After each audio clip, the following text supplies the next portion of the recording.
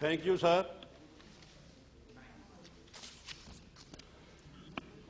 Sir, मैं बड़े दुख के साथ आज इस हाउस में ये बात आपके माध्यम से ऑनरेबल मेंबर्स के सामने लाना चाहता हूं कि आज से 25 साल पहले भारत की इसी राजधानी दिल्ली में जो सिखों के साथ जुल्म हुआ, और उसकी कमाल ये है कि ये दिन दिहाड़े हुआ।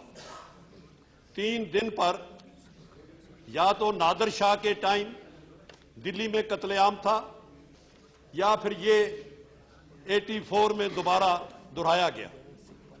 नादर शाह को लोग आज भी याद करते हैं, लेकिन क्या बात है कि जब कहीं जुल्म होता है और जब ये, और खास पर जब ये एक मिनॉरिटी कम्युनिटी के सामने होता है, तो हम भूल जाते हैं और इसके लिए कोई ऐसे बहाने निकालते हैं।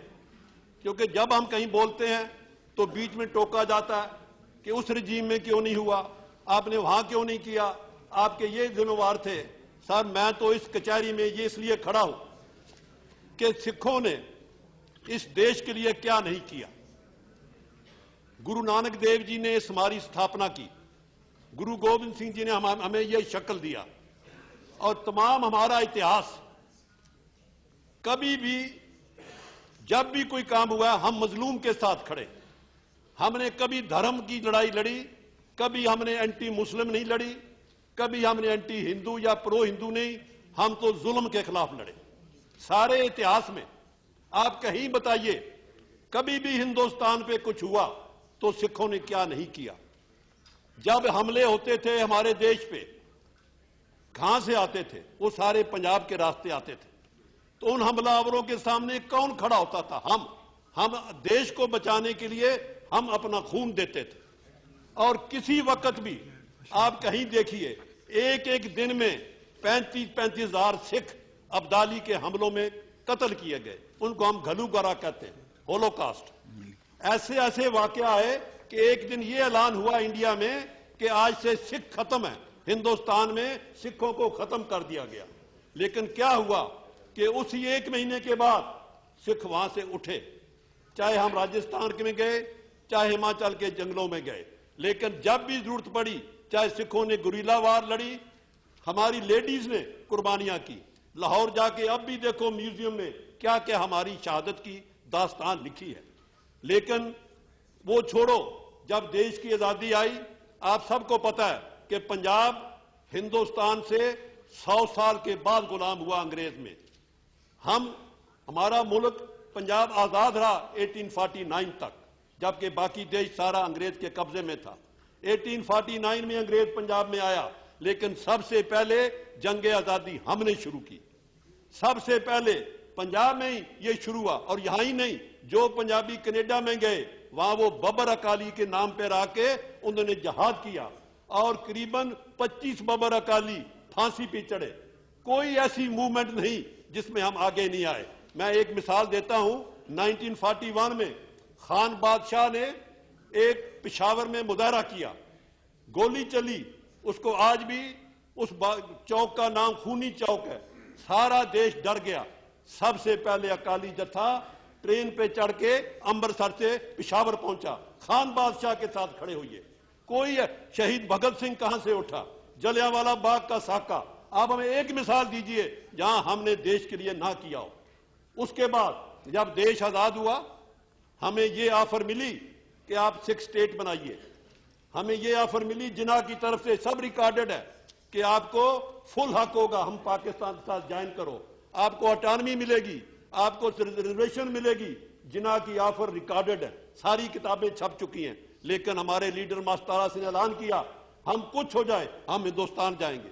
हम पाकिस्तान छोड़ा, ननकाना साहब गुरु नानक की बर्थ प्लेस छोड़ी, आपके साथ आए। लेकिन आपने हमें दिया क्या? जब कॉन्स्टिट्यूशन बना, हमारे मेंबरों ने साइन नहीं किया। आपको रिकॉर्ड सार हुक्म सिंह स्पीकर बने, कॉन्स्टिट्यूशन पे साइन नहीं किया। हमने प्रोटेस्ट किया कि कॉन्स्टिट्यूशन में जो राइट्स पंडित जवाहरलाल नेहरू ने हमें देने का वायदा किया वो इसमें नहीं डाले गए। ये रिकॉर्डेड है, जो मैं कह रहा हूं गलत हो मैं उसके लिए माफी मांगने को तैयार हूंगा और करेक्ट करूंगा। उसके बाद क्या हुआ देश में, सारा इंडिया लिंग्विस्टिक बेसिस पे रीऑर्गेनाइज हुआ, लेकिन पंजाब नहीं हुआ। पंजाबी सुबह मूवमेंट चली, उसमें सैकड़ों लोग शहीद हुए, 1 लाख लोग जेल में गए, सारा इंडिया रीऑर्गेनाइज, पंजाब नहीं। लेकिन बड़ी कुर्बानी के बाद ये 1966 में पंजाबी सूबा बना। लेकिन जो आज की बात है, मैं अब ज्यादा नहीं कहते हुए, चाहे देश में हमला हुआ पाकिस्तान का 2 बार, चाहे कश्मीर में हुआ, पहले कौन पहुंचा, पटियाला की फौज, जब 1948 में कश्मीर पे हमला हुआ। उसके बाद क्या हुआ, 65 की जंग, 71 की जंग। बताइए, हमारी प्रोपोर्शनेट आबादी 2% है, लेकिन जो शहादत है आर्मी में वो हमारी कितने %? जंग आजादी में काउंट करिए, जाके अभी भी जाइए काला पानी में, वहां एक सिला लगी है, आप जाके देखिए काला पानी अंडमान में कितने लोग जेल में रहे, 90% सिख रहे। आप जाके पढ़िए, जितने लोग इंडिया में फांसी लगे वो 80% सिख लगे। ये सब रिकॉर्ड पे है, लेकिन हम इसका कोई मूल नहीं मांग रहे। We are not asking for anything, just we are showing we have been patriot, we have been living for this, helping. लेकिन हमारे साथ क्या हुआ, आज से 25 साल पहले दुनिया के इतिहास में ऐसी बात नहीं हुई कि किसी धर्म के जो सबसे बड़ा स्थान हो वो उसी धर्म में उस जहां रहता हो उसकी सरकार उसको गिराने के लिए अपनी आर्मी भेजे। इससे बड़ा जुल्म कि अमृतसर गोल्डन टेंपल में कौन गया, हिंदुस्तान की फौज गई, और बहाना क्या, एक आदमी को पकड़ना है। एक आदमी को पकड़ने के लिए इंडियन आर्मी अंदर गई, कितने हजार आदमी अमृतसर में मारे गए, अकाल तख्त गिरा, ये रिकॉर्ड पे है, कोई गलत नहीं है। आप बेशक मेरी बात सुनिए, अगर मैं गलत कहूं इसको मैं तैयार हूं करने में।